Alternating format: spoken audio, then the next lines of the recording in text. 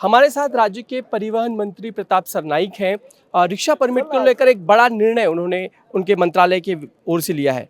क्या वो बड़ा निर्णय है जो आपने रिक्शा परमिट को लेकर लिया है? पिछले कई महीनों से और हमारे जो रिक्शा ऑटो रिक्शा एसोसिएशन के कुछ लोग हैं, संगठनाएं हैं, उनकी हमारे पास कंप्लेंट आ रही थी कि ज़्यादा पैमाने पे ये रिक्शा बढ़ गई है, ट्रैफिक की समस्या हो रही है, पर्यावरण का ह्रास हो रहा है।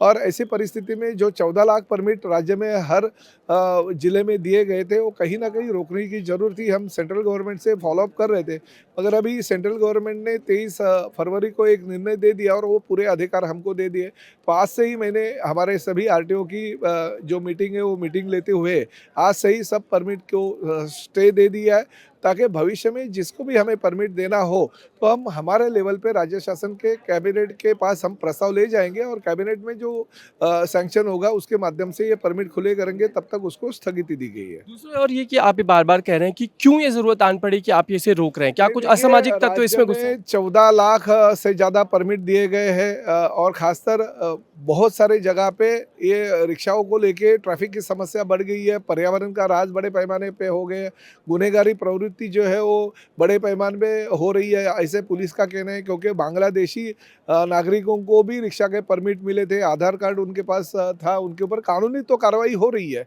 मगर हमारे डिपार्टमेंट का प्रमुख होने के नाते मैंने ये निर्णय ले लिया कि ये ऐसे कुछ जो लोग हैं, जो गुनहगारी प्रवृत्ति के लोग हैं, उनके हाथ में अगर परमिट जाएगा तो कुछ भी और गलत काम कर सकते हैं। इसलिए उनको तो दिए हुए परमिट हमने कैंसिल ही करवाने को बोल दिया। और मगर साथ में भविष्य में भी और किसी के हाथ में ऐसे परमिट नहीं गलत तरीके से जाने चाहिए, इसलिए उसको स्टे दिया गया। सवाल ये है कि अभी जो आपके पास 14 लाख की जो आप संख्या कह रहे हैं काफ़ी बड़े पैमाने पर है और सिर्फ ये ट्रैफिक को लेकर समस्या की बात नहीं, बड़ी समस्या है कि अगर बांग्लादेशी अगर इस तरीके से आए हैं तो बार बार ये कहा जाता है कि उन्हें आधार कार्ड हो या उनको बर्थ सर्टिफिकेट हो, आखिर मिला कैसे जिसके आधार पर आप देखिए, वो तो पुलिस की जिम्मेदारी है, पुलिस छानबीन करेगी और छानबीन करके किसने उनको सपोर्ट किया, किसने उनको या आधार कार्ड या परमिट देने के लिए सहयोग किया, वो जानकारी लेंगे और अगर उनमें दोषी हो गए तो उनके ऊपर भी कार्रवाई की जाएगी। सवाल अब ये उठता है कि जो आप अगर नया परमिशन भी अगर देंगे, नए परमिट अगर आप जारी करेंगे तो क्या उसके लिए कोई कमेटी बनेगी जहां पुलिस और नहीं, परिवहन हमने मिलकर कुछ एक बार जांच हम लोग करेंगे पहले? नया एसओपी बना रहे हैं, वो एसओपी के माध्यम से कुछ रूल्स एंड रेगुलेशन हम डालेंगे, ताकि वो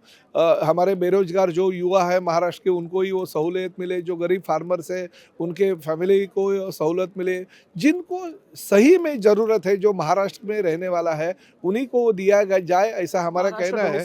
हाँ हाँ, तो हमारा वो कहना है, उस माध्यम से हम आगे जो एसओपी है वो बना रहे हैं और एसओपी हम कैबिनेट के पास लेके जाएंगे और उनका सैंक्शन होने के बाद अंतिम निर्णय लेंगे। स्थगिति रहेगी आप परमिट नहीं नहीं, पूरा स्थगिति जब तक कैबिनेट की मंजूरी नहीं मिलती है तब तक इसकी स्थगिति कायम रहेगी। धन्यवाद हमसे बातचीत करने के लिए।